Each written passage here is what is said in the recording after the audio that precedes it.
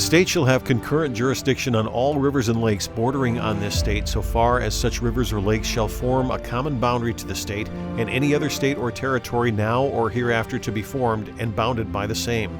And the river Mississippi and the navigable waters leading into the Mississippi and St. Lawrence and the carrying places between the same shall be common highways and forever free, as well to the inhabitants of the state as to the citizens of the United States without any tax, impost, or duty therefor.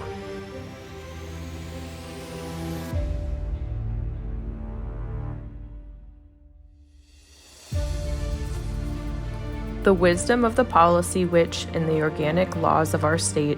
steadfastly and carefully preserved to the people the full and free use of public waters cannot be questioned, nor should it be limited or curtailed by narrow constructions. It should be interpreted in the broad and beneficent spirit that gave rise to it, in order that the people may fully enjoy the intended benefits. The right of the citizens of the state to enjoy our navigable streams for recreational purposes, including the enjoyment of scenic beauty, is a legal right that is entitled to all. Is the ownership of a parcel of land so absolute that man can change its nature to suit any of his purposes? The great forests of our state were stripped on the theory that man's ownership was unlimited. But in forestry, the land at least was used naturally. Only the natural fruit of the land, the trees, were taken.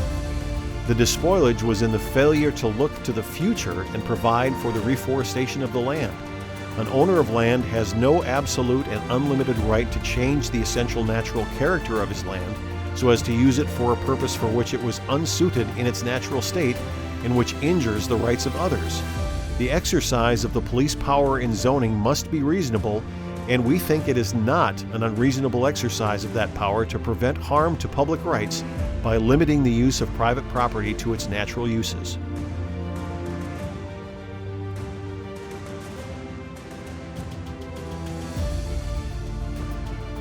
The legislature finds environmental values, wildlife, public rights and navigable waters, and the public welfare are threatened by the deterioration of public lakes, that the protection and rehabilitation of the public inland lakes of this state are in the best interest of the citizens of this state, that the public health and welfare will be benefited thereby, that the current state effort to abate water pollution will not undo the eutrophic and other deteriorated conditions of many lakes, that lakes form an important basis of the state's recreation industry, that the increasing recreational usage of the waters of this state justifies state action to enhance and restore the potential of our inland lakes to satisfy the needs of the citizenry,